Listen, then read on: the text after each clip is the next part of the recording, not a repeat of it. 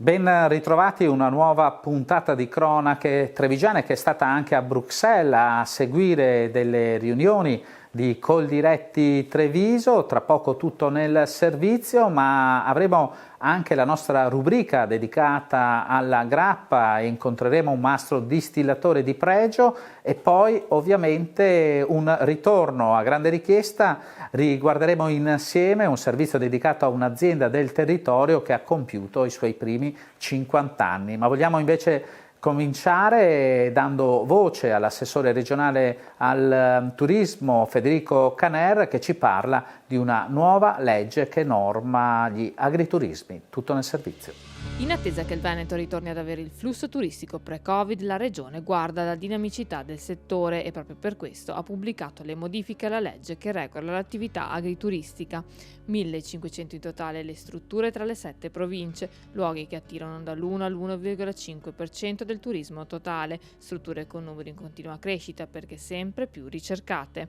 Indispensabile quindi una revisione del provvedimento legislativo che offre nuove regole adeguate al contesto in cui gli agriturismi operano. La legge contiene tante novità, in primis la semplificazione burocratica per tutto il mondo rurale e quindi per tutti coloro che hanno intenzione di aprire un agriturismo avranno una facilità maggiore rispetto al passato e poi ci sono delle novità importanti, quindi la valorizzazione dei nostri prodotti tipici, la possibilità di prevedere l'asporto, per esempio,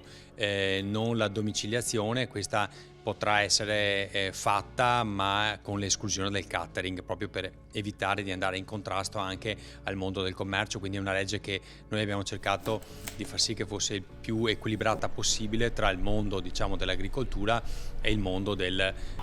commercio. Con la nuova norma sarà possibile aggiungere posti letto fino a un massimo di 45 al chiuso e 60 se comprensivi di agricampeggio. Inoltre la percentuale di autoproduzione all'interno dei pasti somministrati ai clienti scende dal 65 al 50%. La restante metà dei prodotti utilizzati dovrà comunque provenire prevalentemente dal territorio regionale. Approvati anche l'asporto, la consegna a domicilio e la partecipazione a fiere ed eventi dedicati alle eccellenze regionali. Ci sono tantissime altre novità previste all'interno di questa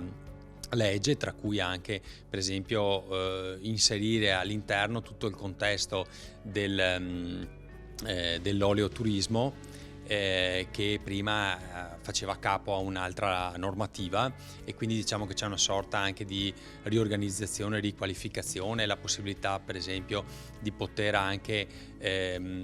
fare enoturismo senza l'obbligo di acquisto del prodotto, quindi si può fare come avviene in altri paesi